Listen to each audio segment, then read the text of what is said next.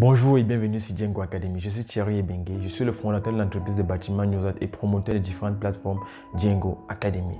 Depuis quelques semaines, nous sommes donnés pour défi de pouvoir réaliser une série de 12 vidéos sur 12 semaines afin de traiter de différentes thématiques liées au domaine de la construction en Afrique et principalement au Cameroun. Aujourd'hui, nous sommes rendus à la 6e vidéo, c'est-à-dire le 6e épisode. Et du coup, je vous invite donc à vous cliquer sur le bouton pour vous abonner pour ne pas rater les 6 prochains épisodes. Dans ce nouvel épisode, nous parlerons standing de logement. Qu'est-ce qu'un standing de logement? Quels sont les différents types de standing de logement qui peuvent exister? Quelles sont les caractéristiques de chacun de ces standings? Comment choisir un standing? Quels sont les critères à prendre en compte pour pouvoir effectuer le choix d'un standing au détriment d'un autre? À quel moment effectuer ce choix-là? Voilà donc l'ensemble des questions que nous allons développer au cours de cette vidéo afin de vous permettre de mieux comprendre toutes les notions liées au standing de logement.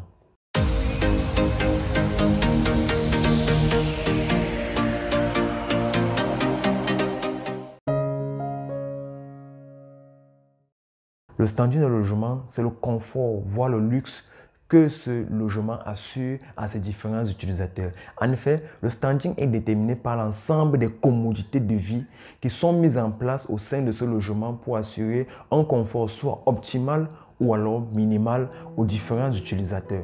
En d'autres termes, lorsque vous pensez au standing de votre futur logement ou alors des appartements que vous souhaitez mettre en location, il vous revient tout simplement à réfléchir sur le confort que vous souhaitez pour vous dans le cadre de votre résidence personnelle ou alors le confort que vous recherchez pour les futurs utilisateurs, c'est-à-dire les futurs locataires de vos appartements. Ce confort va tourner autour de 3 principaux axes, à savoir l'architecture intérieure et extérieure, la qualité et le type de matériaux utilisés et finalement le niveau de finition observé.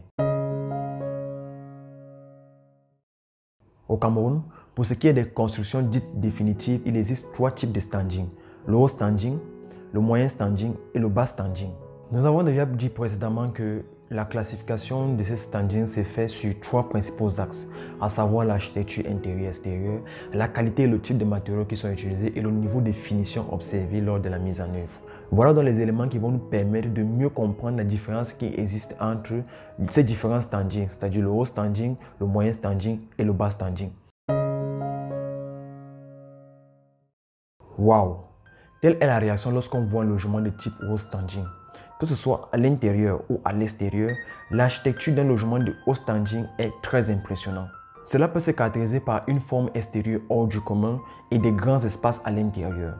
Les matériaux et les équipements généralement utilisés lors de la construction des logements de type haut standing sont des matériaux haut de gamme, sont des matériaux de luxe. Et le niveau de détail lors des travaux de finition est très précis. La caractéristique principale des logements de type haut standing, c'est le luxe. Ce sont des logements basés principalement sur le luxe. Généralement, les personnes qui sollicitent se construire un logement de type haut standing mettent davantage un accent sur le luxe et non sur ce que cela pourra leur coûter. Les logements de type moyen standing ont une architecture moyenne car ils ne sont pas très extravagants. En même temps, ils ne sont pas également standards. Que ce soit de l'intérieur ou de l'extérieur, ces logements vont assurer un confort juste. Rien dans l'extravagance. Et même dans le choix des matériaux et des équipements, rien ne sera fait dans l'extravagance. On va trouver le juste équilibre entre le confort et les ressources financières.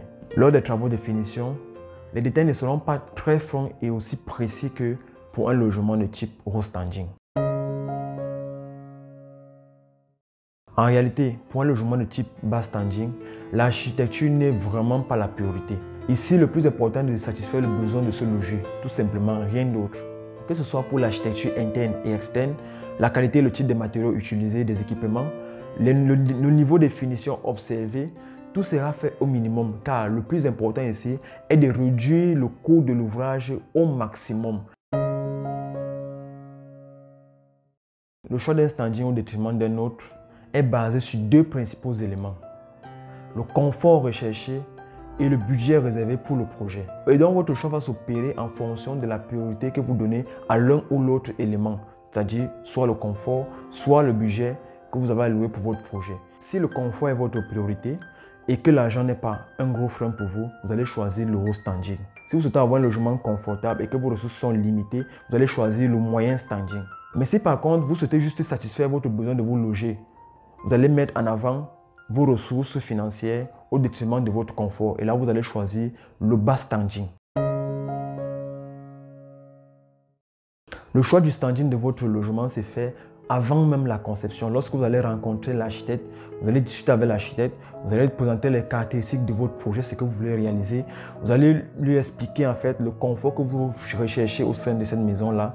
Vous allez lui présenter le budget que vous avez décidé d'allouer pour ce projet-là, si vous avez des limitations de budget, ou alors si vous n'avez pas de limitation, le problème de limitation de budget, vous allez également lui expliquer cela. C'est à partir de toutes ces informations-là que vous allez finalement définir le standing nécessaire pour votre logement, que ce soit pour votre logement privé ou alors pour un logement que vous allez mettre en location. Merci d'être resté jusqu'à la fin de cette vidéo. Si vous avez aimé, n'hésitez pas à liker, à commenter si vous avez des questions afin que je puisse vous apporter d'autres éclaircissements.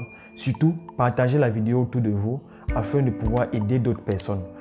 Abonnez-vous si ce n'est pas encore fait afin de ne pas rater les prochains épisodes. Mais avant de partir, cliquez sur le lien dans la description pour télécharger votre guide gratuit, les 6 clés pour réussir son projet de construction au Cameroun, même sans y vivre. Et moi, je vous donne rendez-vous dans la prochaine vidéo.